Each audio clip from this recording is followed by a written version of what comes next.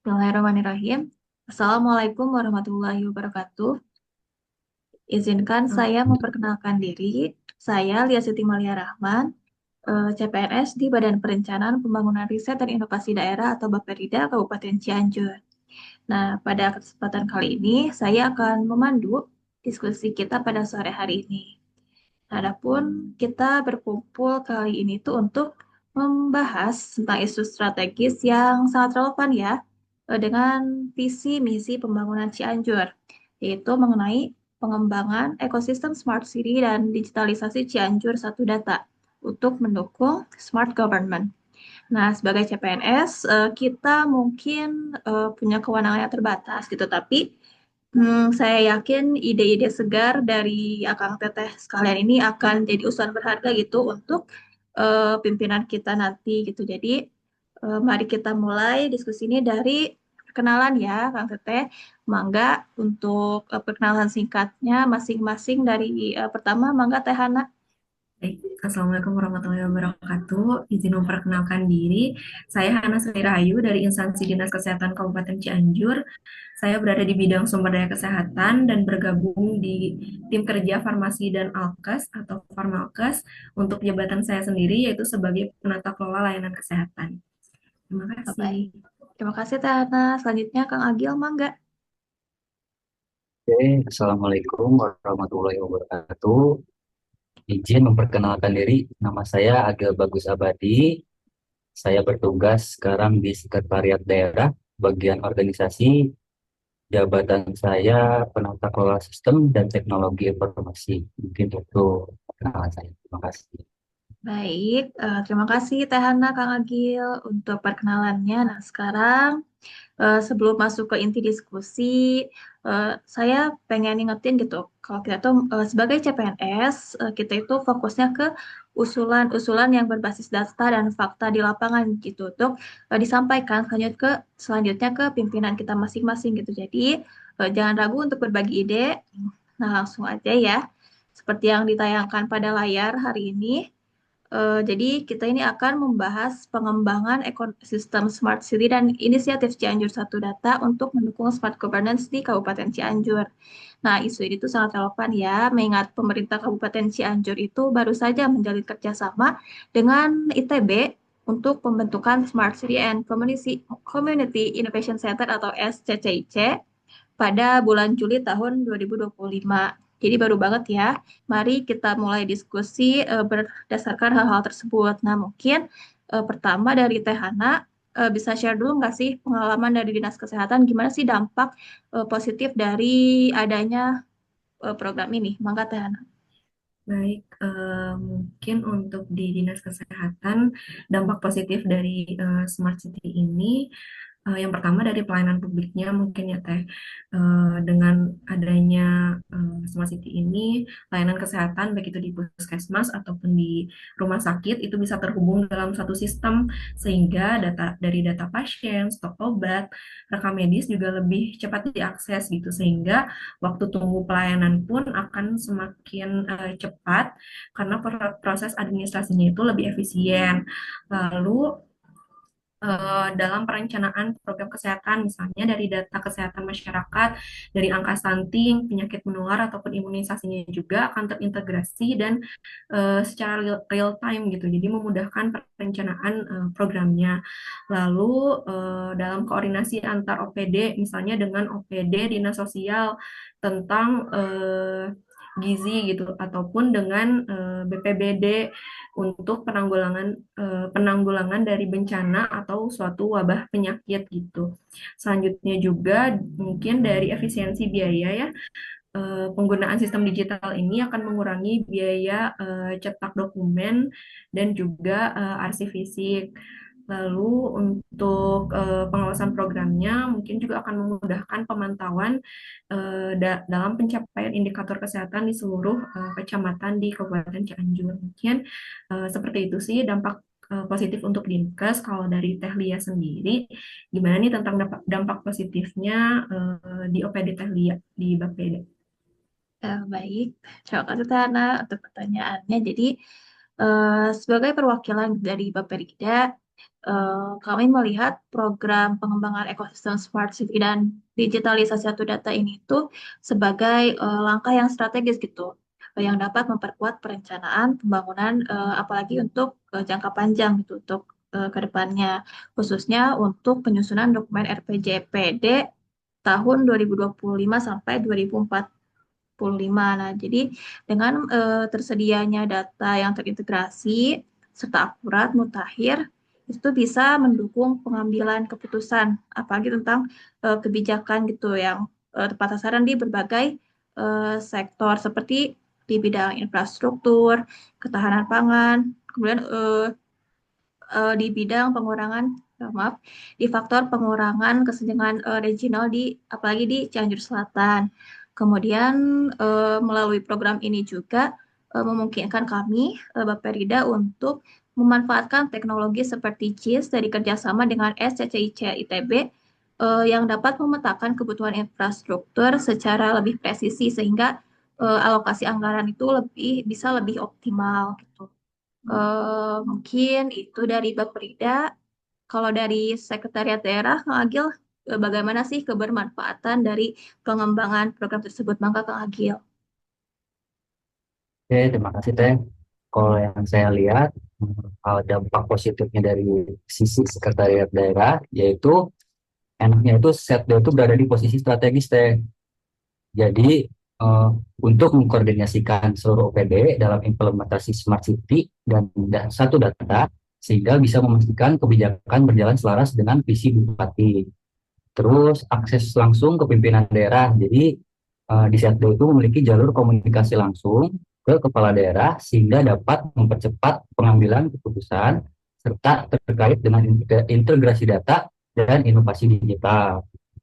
Terus selanjutnya mungkin kekuatan regulasi dan penetapan SOP. Jadi melalui bagian hukum, bagian organisasi, sama bagian administrasi perburuan, Setda dapat membuat aturan standar dan mekanisme yang mengikat ke seluruh OPD untuk patuh pada sistem Smart City dan satu data. Perencanaan dan anggaran, karena Setda terhubung dengan tim anggaran pemerintah daerah, integrasi program digital bisa disinergikan dengan RPJMD, Renfra, dan RKPD. Terus ada lagi nih posisi strategis dalam monitoring dan evaluasi.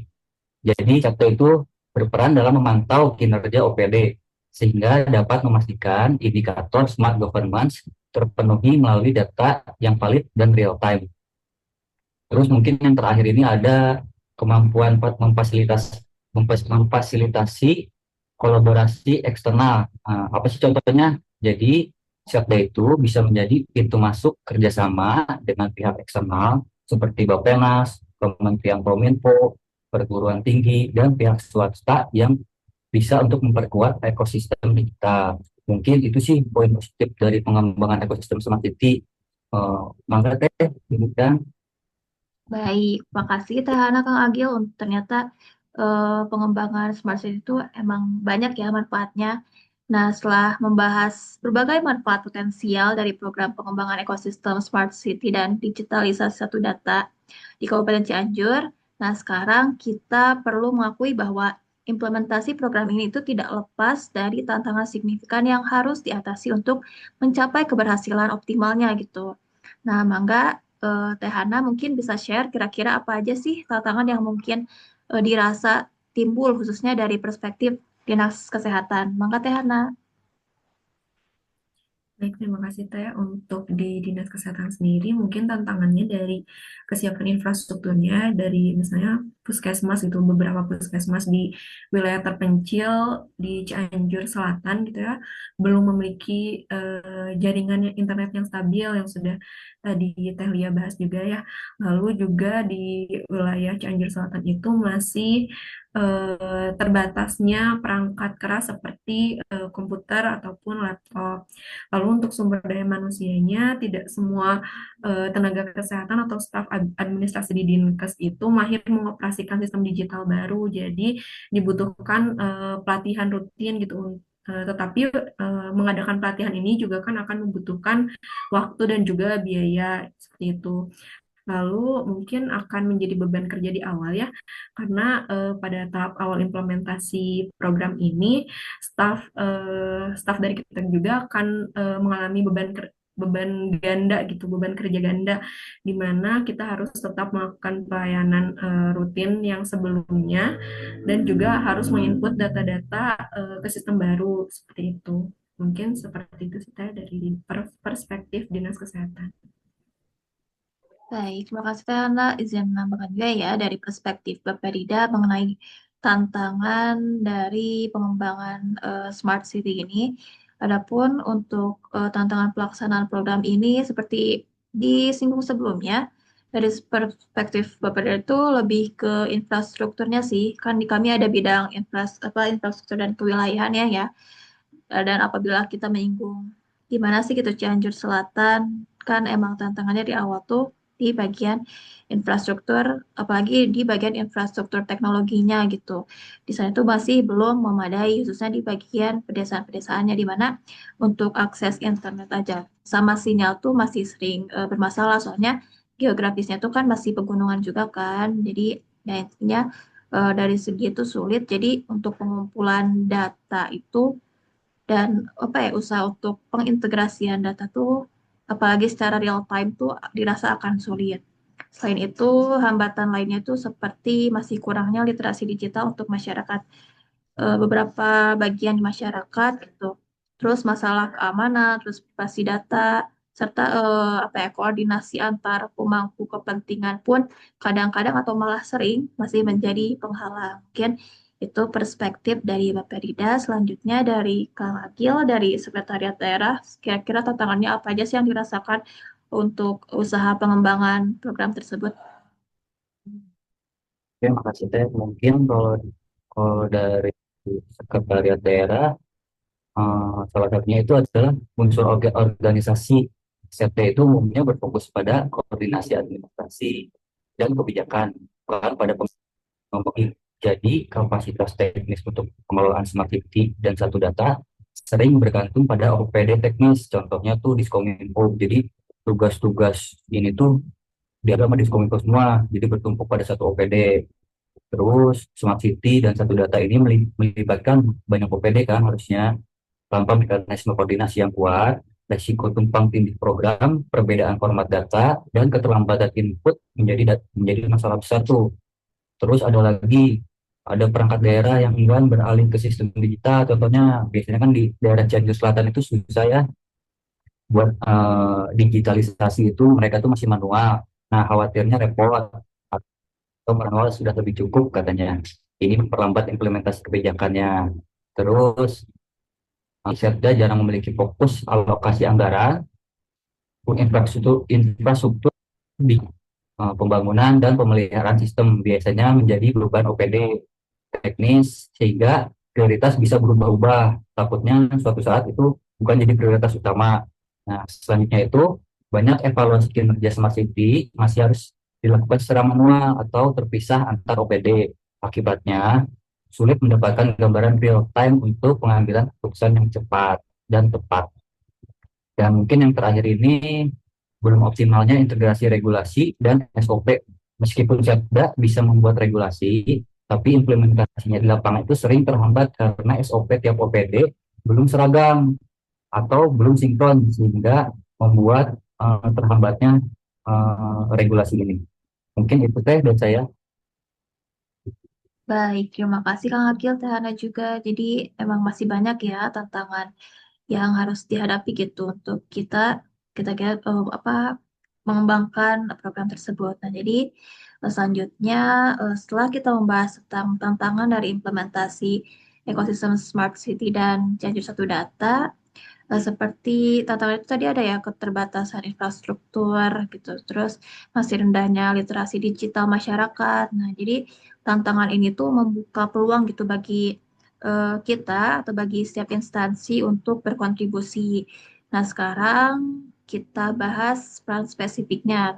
Nah, pertama, mangga dari Kang Agil dulu ya, biar gantian. Nah, gimana nih kira-kira kontribusi yang bisa dilakukan oleh sekretariat daerah untuk pengembangan Smart City. Mangga Kang Agil. Terima kasih Teh. Mungkin kalau dari Setda itu yang pertama ini koordinasi strategis mengintegrasikan program lintas OPD agar implementasi Smart City dan satu data berjalan selaras dengan visi daerah.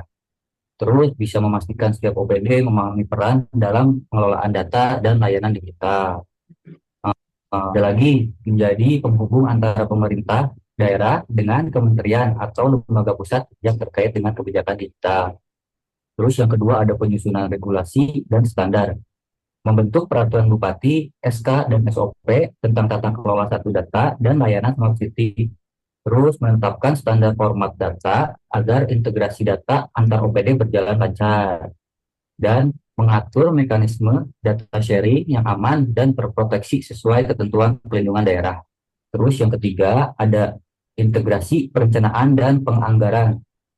Yang pertama itu memasukkan program Smart City dan satu data ke dalam RPJMD, Rensa, dan OPD. Terus ada lagi mengarahkan alokasi anggaran di OPD agar mendukung prioritas pembangunan ekosistem digital. Selanjutnya memastikan berkelanjutan pembiayaan, termasuk skema pembiayaan, seperti kerjasama pemerintah dengan badan usaha. Nah, yang keempat ini monitoring dan mengevaluasi terpadu. Selanjutnya, mengukur capaian indikator smart governance seperti transparansi, efisiensi, layanan publik, partisipasi warga. Ada lagi nih, menyediakan laporan evaluasi berkala untuk pimpinan daerah. Nah, yang kelima, penguatan SDM dan manajemen talenta. Penguatan SDM dan manajemen talenta itu melakukan pemetaan PSN terkait literasi digital dan pengelolaan data. Selanjutnya memfasilitasi pelatihan sertifikasi, pertukaran pengetahuan antar OPD, membangun talenta pool ASN yang siap mendukung operasional Smart City dan satu data. Nah, yang terakhir mengakses bantuan teknis dan hibah dari pemerintah pusat atau lembaga donor. Mungkin itu kontribusi yang bisa Sepda lakuin. Terima kasih. Baik, terima kasih Kang Agil. Selanjutnya Teh Hana, bagaimana kalau dari Dinkes? Ya, paling untuk di Dinkes sendiri kontribusinya dari pemetaan digital fasilitas kesehatan ya, jadi membuat peta interaktif gitu yang menampilkan lokasi dari puskesmas, rumah sakit, apotek ataupun posyandu gitu. Dengan data ini diunggah ke portal satu data agar masyarakat ataupun OPD lain dapat mengakses informasi layanan kesehatannya lebih mudah. Lalu membuat dashboard kesehatan terpadu. Jadi yang terhubung langsung ke portal Satu Data Cianjur. Di situ menampilkan dari indikator seperti angka kematian ibu, cakupan imunisasi, atau prevalensi dari penyakit per wilayahnya. Sehingga nanti baik dari bupati ataupun pimpinan OPD dan seluruh masyarakat itu bisa memantau langsung gitu kesehatan daerah secara cepat dan juga visual. Lalu untuk yang terakhir dari early warning sistem penyakit gitu. Jadi mengembangkan sistem peringatan dini berbasis data real time di puskesmas ataupun di rumah sakit. Jadi nanti mendeteksi lonjakan misalnya penyakit DBD gitu di suatu kecamatan di Cianjur, dan itu akan otomatis memicu peringatan di portal satu datanya, sehingga nanti penanganan dari penyakit DBD itu akan lebih cepat dan tim lapangan itu sebelum kasusnya lebih meluas lagi seperti itu Teh. Mungkin untuk diskusi hari ini dicukupkan ya. Terima kasih Teh Hana, Kang Agil untuk diskusi yang sangat produktif ini gitu. Meski kewenangan kita sebagai CPNS itu masih terbatas, usulan ini semoga bisa disampaikan ke pimpinan gitu ataupun saat rapat terkait program bersangkutan gitu. Semoga semoga ini tuh bisa jadi langkah awal menuju Cianjur yang inklusif dan berdaya saing di tahun 2045. Baik, terima kasih eh, atas semuanya. Sampai jumpa di kesempatan berikutnya. Sesi diskusi ini saya tutup. Selamat sore, terima kasih dan wassalamualaikum warahmatullahi wabarakatuh. Terima kasih. Assalamualaikum warahmatullahi wabarakatuh.